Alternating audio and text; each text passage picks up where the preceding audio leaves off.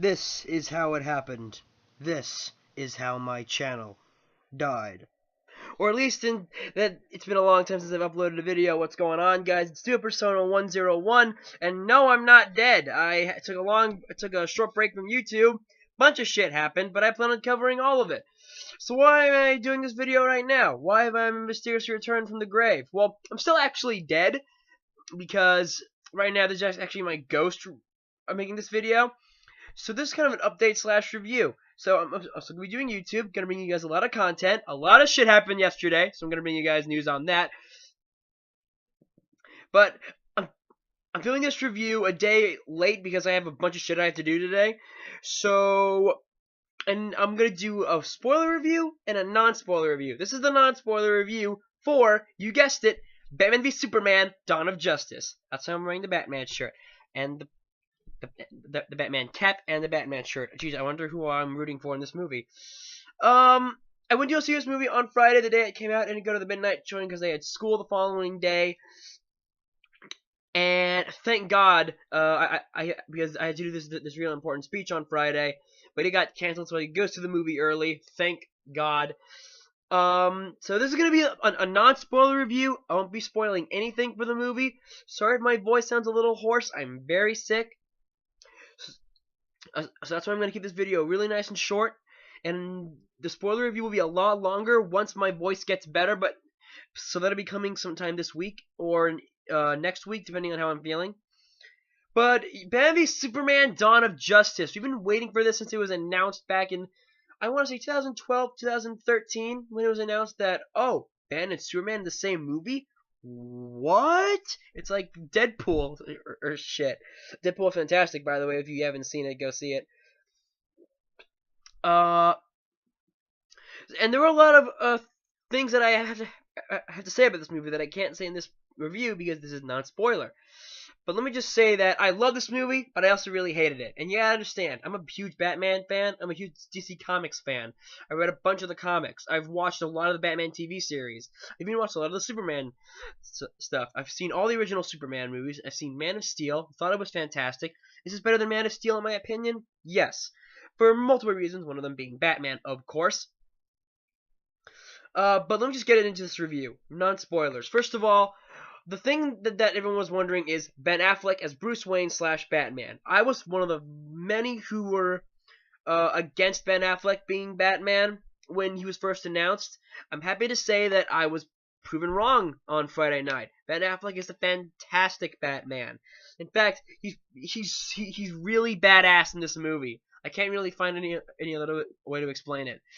In fact, I even like him 1% more than Christian Bale, and Christian Bale is one of my favorite Batmen on screen, besides Michael Keaton and Adam West, but that doesn't really count. But I still like Adam West. So Ben Affleck was fantastic in this movie. He was smart. He was brutal, which leads to one of my other problems, which I'll get into in the spoiler review. But he's smart, cunning. He looks like Bruce Wayne. He has that billionaire playboy look to him, and I just overall thought that his performance was very solid. Now on to another worry of mine that I had before the movie came out was Wonder Woman, or Gal Gadot playing Wonder Woman. And I have to say, once again, I'm happy to be wrong. Wonder Woman is really badass in this movie. She's sexy as hell, she's powerful, and she can kick your ass if you look at her the wrong way. She's not in this movie a lot, but the few scenes that she does have, her performance is really portrayed really well. She even outsmarts Bruce Wayne in a really awesome way, which I won't spoil here. They got everything about her costume right. The lasso, bracers, the sword, shield, everything just looked right to me. Henry Cavill as Superman, I expected him to be good either way because of Man of Steel. He was fantastic in this movie. A lot of people don't like him as Superman. I actually do because I feel like he has that cockiness to him, which I kind of like but don't like about Superman. But overall, solid performance. Amy Adams as Lois Lane. Amy Adams isn't one of my favorite actresses, but I thought her performance was pretty good overall, and she has really nice, interesting subplot in the movie that involves doing research on Superman about Krypton. Well, not about Krypton, mainly about an event that happens in the beginning of the film. Um, the action in this movie, the action in this movie is fantastic.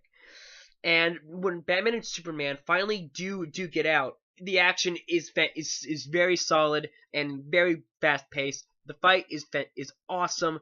They're beating each other up, slamming each other through walls. There are numerous homages to the Dark Knight Returns graphic novel, which this is partially based on. The fight, I won't tell you how, but it's very reminiscent of the Dark Knight Returns. Similar things happen, while not true, like exactly how it happened. You can tell, like, oh, that's how it happened in the novel, or oh, that's how that happened.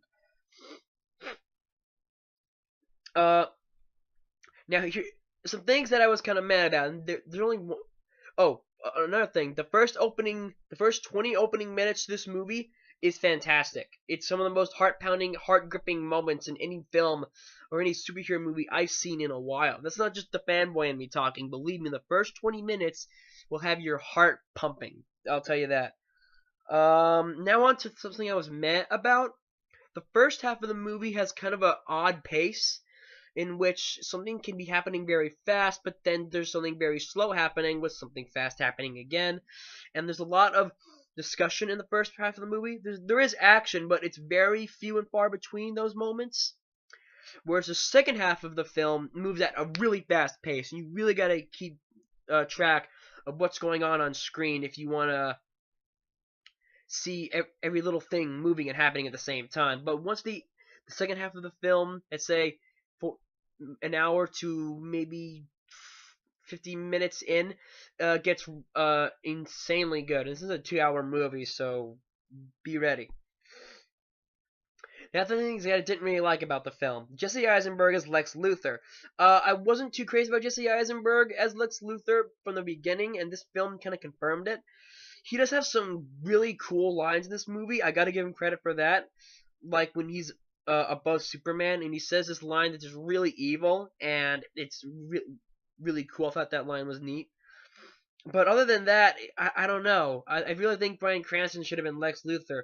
He's not like the Lex Luthor from the Christopher Reeves era of Superman, which I personally really liked. But if you just feel like he's playing the Joker, he doesn't feel like Lex Luthor to me. And overall, I don't know. I just didn't really buy his performance that much. So it was probably the weakest part of the film for me. And another thing is Doomsday. Not really a spoiler because they showed it in the trailer. Doomsday, I didn't. On one hand, I can see it because, oh, they needed a really big, badass villain for Batman, Superman, and Wonder Woman to fight in the movie. Which, that part, okay, but I didn't really mind the CGI. His effects were cool and not as bad as I thought they would be. I still I'm particularly like his design, but I still do enjoy Doomsday in the film. I just don't like him being. If I can't really explain my issue with Doomsday because that will lead into spoiler territory. But overall, I can't. Most of the negativity will be in the spoiler review because there's a lot of shit that I have to go over. That's probably gonna be a longer video. But fair warning, that's just the comic book fan in me ranting. But it's just a normal viewing experience. I think that everyone should go see this movie because Alfred says a line in this movie. He says, "Oh, speaking of Alfred, Jeremy Irons is also really good as Alfred. Probably the best on-screen Alfred I've seen. Michael Caine was cool, but this Alfred, badass, sarcastic. He's the funniest part of the movie. He's the only source of jokes.